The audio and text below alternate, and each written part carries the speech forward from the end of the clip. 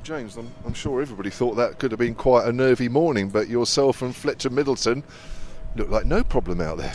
Yeah, I don't think many people enjoyed it watching on the balcony. It was you could feel the tension out there. Even walking out, in the morning, guys would say, "This is your day, and you're like, "Yeah, everyone's."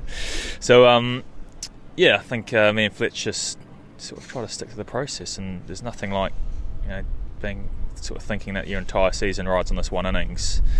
Yeah, for the county to really focus the mind. So I think both me and Fletch are pretty zoned in and just trying to forget about the balls that we're doing all sorts and just play each ball as it comes. I mean, did that nervy situation actually motivate you then? Absolutely. Yeah, the mind was very clear. There's a few times when it sort of felt like you're swimming underwater looking for your next breath, but it was just sort of face the next ball, get that total coming down, wait for the bowlers to get a little bit tired. The ball was obviously a bit old, so it wasn't doing as much, but it was doing the odd bit. I mean, Patterson looked like the one bowler that might just break the partnership up. I thought Pennington as well. That first spell, he was hitting the deck pretty hard, and the ball was doing all sorts. But yeah, as you say, Patterson was like shin hunting and sort of looking for that outside edge. So yeah, it was sort of, if we get through that, but it was a pretty long spell, so he kept bowling. It was like there's no respite. Over the whole 4 days, it looked like first Notts could win and then you could win. It's ebbed and flowed, doesn't it? Yeah, absolutely. And that first spell, Barker and Abbas sit in the tone. Geez, it's so good to have Barker back on the side. He's such a warrior, and he's a competitor. And you saw with the ball, he must have bowled 15, 20 overs leading into this game over the past month. And for him to bowl 40 overs in the game, to then get 70 runs as well in a key partnership. I mean, it's so good to have him back in the side. And then you saw how he helped Fee with that, creating some rough, and he's such a key component for us. And as you said, it ebbed and flowed, sorry.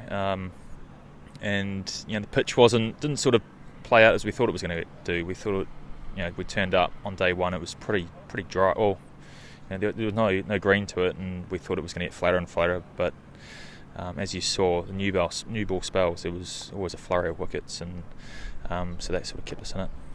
Even as early as the first afternoon, when those catches went down in the slips, and I'm going to say 3, but there might have been 4, was it even then you thought this could be a low-scoring game? This might be costing us here? Yeah, well, I mean, there's a few. Yeah, we try not to. We just keep going. Or we don't try not to think about it too much. And obviously it's so tough in there. The ball was swerving around all over the place, and you saw they dropped a few catches. I mean, Calvin Harris took an absolute ripper, but there were drops on both sides, and it's not easy. And as bowlers, you sort of just keep going. And it's been such a wait, hasn't it, for the first win of the season in the Championship? Something that you guys haven't been used to recently. No, not at all.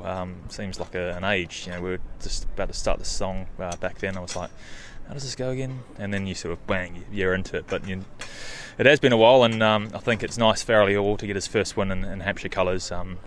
He sort of joined us thinking, this is the team, and we've sort of struggled and played on a few flat ones, then come up against a great Surrey side. So it's good to get the win in. We're going to have a nice bus ride home.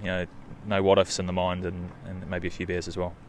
And equally so, you've been in an unfamiliar position in the Championship as well, being in the bottom 2. This gets you out of that. How much of that is a relief?